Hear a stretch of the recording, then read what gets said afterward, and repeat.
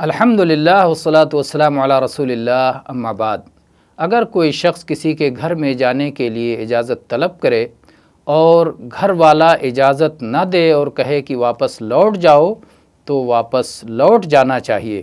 اس سلسلے میں اللہ تعالیٰ نے قرآن کریم میں ارشاد فرمایا، وَإِن قِيلَ لَكُمُ ارْجِعُوا فَارْجِعُوا هُوَ أَزْكَىٰ لَكُمْ۔ اگر تم سے کہا جائے واپس چلے جاؤ تو واپس چلے جاؤ، یہ تمہاری پاکیزگی کے لیے زیادہ بہتر ہے۔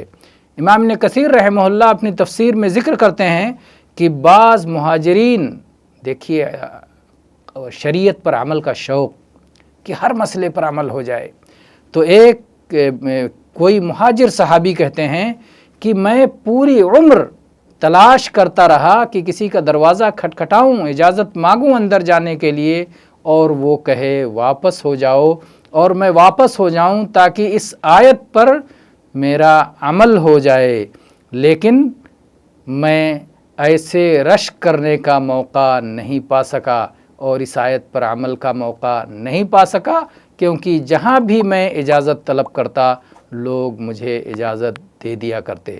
واللہ تعالی اعلم والحمد للہ رب العالمین۔